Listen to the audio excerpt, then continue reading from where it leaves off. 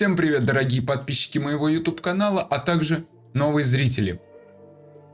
Итак, наконец-то на рынке криптовалют начались активные движения, которых я так долго ждал.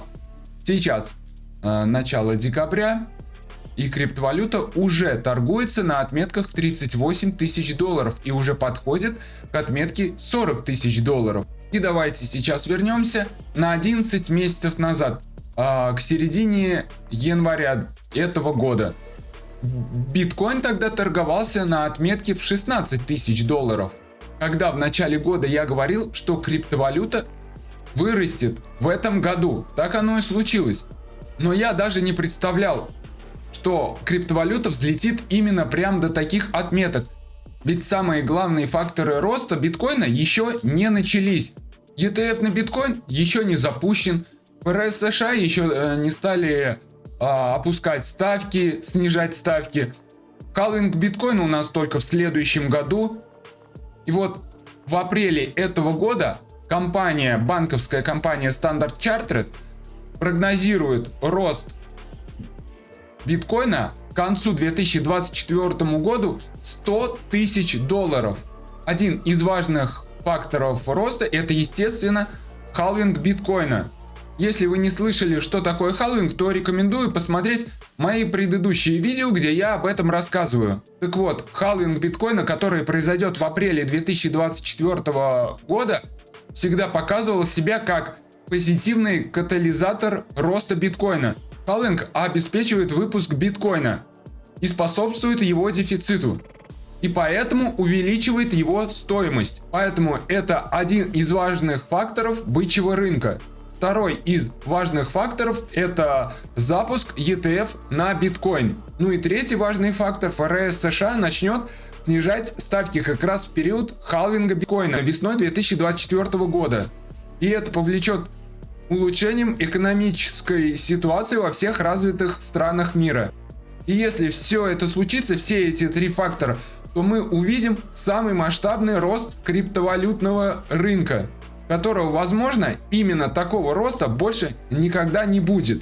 Ну и в завершении своего видео хочу вам рассказать, что в конце каждого месяца я подвожу итоги. То есть на протяжении всего месяца, куда я инвестирую, я это записываю все в свою таблицу Excel. У меня есть отдельная таблица по фондовому рынку, по рынку криптовалют. И в течение каждого месяца, куда я это все инвестирую, у меня отдельно записано. И также есть все вместе.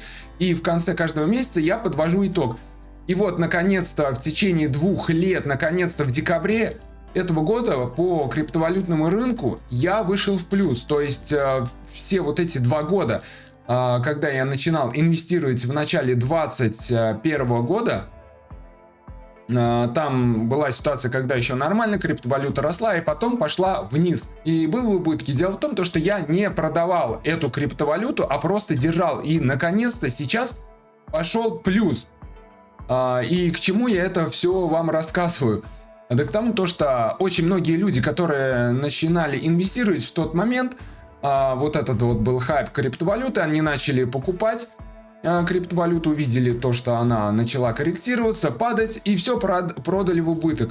Я вам хочу сказать, чтобы неважно, если даже вы сейчас зайдете в рынок, купите там биткоин, эфириум, солану, там еще остальные монеты, и если она немного скорректируется, не надо продавать, просто держите, потому что это не такой долгий срок, как было у меня 2 года. Сейчас будет халвинг, и криптовалюта будет расти. Подождите, просто либо усреднитесь, либо просто не продавайте. Также я это говорил и в начале этого года.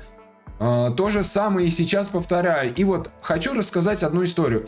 Летом 2022 года, когда криптовалюта была внизу, биткоин тогда стоил где-то в отметках как раз то ли 15, то ли 20 тысяч долларов. Идем мы с моим одним коллегом, с моим другом с работы, начали поднимать эту тему про криптовалюту, и вот он купил криптовалюту, она начала немного корректироваться, упала там на 5 или 8%, и он говорит: блин, все, упала криптовалюта. Я ему говорю: подожди, не продавай, все равно держи, и просто даже можешь не усреднять, просто пусть она у тебя там валяется в портфеле, и все. Не продавай, все равно по ней будет плюс. У него он заходил по цене даже ниже, чем я в 2021 году. В итоге через неделю он ее продал.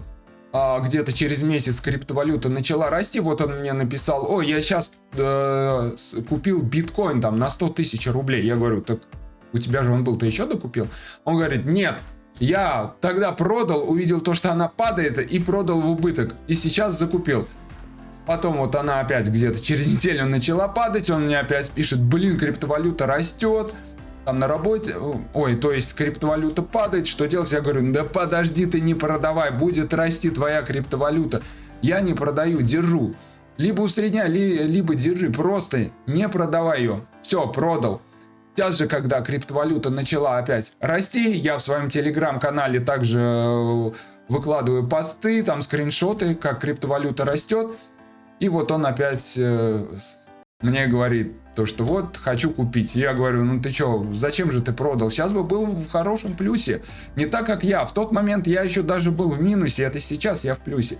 Поэтому, ребята, эту историю я вам рассказал для того, чтобы на всяких коррекциях, которые сейчас случаются на крипторынке, и она будет, естественно, то, что сейчас биткоин растет, вырос до 38 тысяч, и сейчас будет 40 тысяч, потом он, возможно, упадет даже обратно до 38, до 36, чтобы вы не паниковали, а просто спокойно относились к этой ситуации. Просто не продавайте, держите, даже можете не усреднять, держите, потому что весной 2024 года случится масштабный рост, на котором вы можете очень хорошо заработать.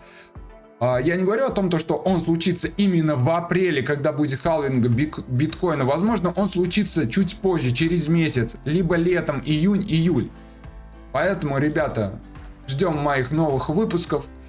Ждем выпусков про криптовалюту. Также дальше буду рассказывать вам, все показывать.